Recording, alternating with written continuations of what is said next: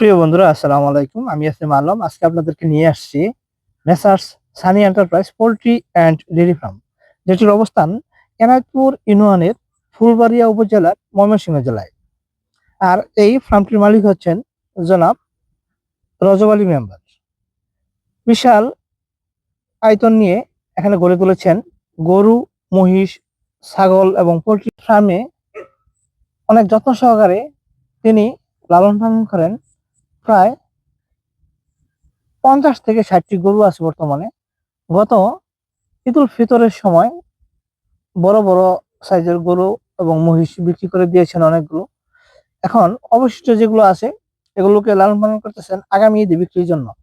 বিশাল আয়তন নিয়ে গড়ে তুলেছেন এই ফার্ম এবং প্রাকৃতিক খাবার দিয়ে হৃষ্টপুষ্ট করে তুলেছেন তার বিশাল আকারের এক একটি ষাঁড় গরু, যার মূল্য হবে প্রায় 2 থেকে 2.5 লক্ষ টাকা।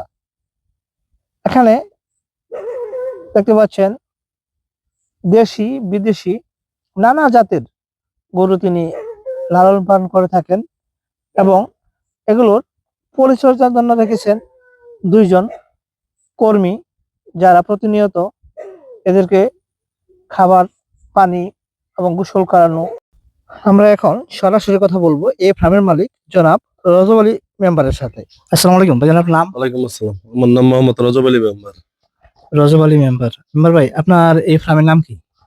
Messrs Sunny enterprise and poultry and dairy fish fit.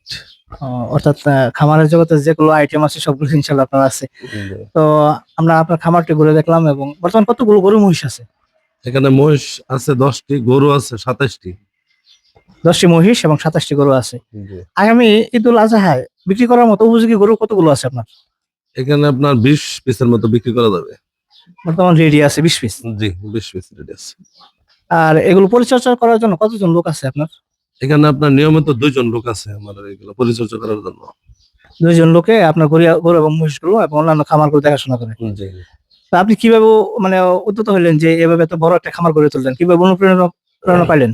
এখানে প্রথম আমি বাড়িতে একটি গরু থেকে শুরু করি। পরবর্তীতে দেখি যে গরু অন্য অন্য ব্যবসার চাইতে লাভজনক এবং রিস্ক কম। এটা স্থায়িত্ব ব্যবসা এবং গরু পালতে সকলেরই ভালো লাগে, আমারও ভালো লাগে। এটা সহজ। আর বেসিক্যালি গরু এবং মহিষে কিন্তু রোগ বালাই কম, এদিকে একটা নিশ্চিন্তে থাকা যায়। হ্যাঁ, গরুর চাইতে মহিষে অনেক রোগ বালাই কম এবং বড় গরুর ক্ষেত্রে রোগ বালাই কম। আসলেই রোগ বালাই আছে, তারপরেও গরু এবং মহিষে ব্যবসা করতে আর না এটা রোগের ক্ষেত্রে গিয়ে লাভজনক একটা বেশি হয়, রোগে খুব একটা ক্ষতি করতে পারে না। নতুন খামারিদের উদ্দেশ্যে আপনি কি পরামর্শ দিবেন? নতুন করে খামার গড়ে তোলা কি সম্ভব? এখানে আমার পরামর্শ একটাই, এই গোখাদ্য যদি আপনার ক্রয় করতে না হয়, আমরা যদি সবাই জমিতে আগে ঘাস ফলন করি, এই ঘাস থেকে গরু পালন করলে সবচেয়ে বেশি লাভজনক। এটাই হলো আমার পরামর্শ। ওকে রজব আলী ভাই, আপনাকে অশেষ ধন্যবাদ অত শত ব্যস্ততার ভিতরে আমাদেরকে সময় দেওয়ার জন্য। থ্যাংক ইউ, আপনাকে ধন্যবাদ। ওকে, আল্লাহ হাফেজ। গরুর খাবারের জন্য লাগিয়েছেন সবুজ ঘাস। এই ঘাসগুলোর সতেজতা গরুকে আরো বেশি স্বাস্থ্যবান করে তোলে এবং সুস্থ রাখে। আপনারা দেখেন কত সুন্দর ঘাস এখানে, যেগুলো খড়ের মাধ্যমে মিশিয়ে গরুকে খাওয়ানো হয়। বাস্তবপক্ষে প্রাকৃতিক ঘাস খাওয়ানোতে গরুগুলো সুস্থ থাকে বেশি দিন এবং খুব তাড়াতাড়ি প্রতিটি গরু তাজা হয়। রঙে যেমন বাহারি, দেখতেও খুব চমৎকার এবং নিরিবিলি পরিচ্ছন্ন পরিবেশে পালিত হচ্ছে এই গরু এবং মহিষ। রয়েছে কিছু গাভীও, যেগুলো বাচ্চা দেয়। একেবারে সারিবদ্ধভাবে পরিকল্পিতভাবে একটি ফার্ম আমরা দেখতেছি। এর সৌন্দর্য সত্যি মনোমুগ্ধকর বিষয় এবং এখান থেকে নতুন উদ্যোক্তা যারা আছেন তারা এই রজব আলী মেম্বার সাহেবের সাথে পরামর্শ করে গড়ে তুলতে পারেন একটি ডেইরি ফার্ম বা অন্যান্য খামার। অভিজ্ঞ লোকদের কাছে পরামর্শ নিয়ে ফার্ম করলে সেখানে লোকসানের ঝুঁকি খুবই কম থাকে।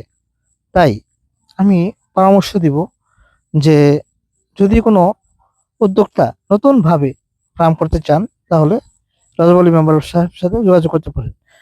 এই ভাইয়ের আরো একটি ছোট পরিসরে ছাগলের খামার রয়েছে, যেখানে বিক্রির উপযোগী 8 থেকে 10টি ছাগল রয়েছে। আগামী ঈদুল আজহায় এগুলো কোরবানির জন্য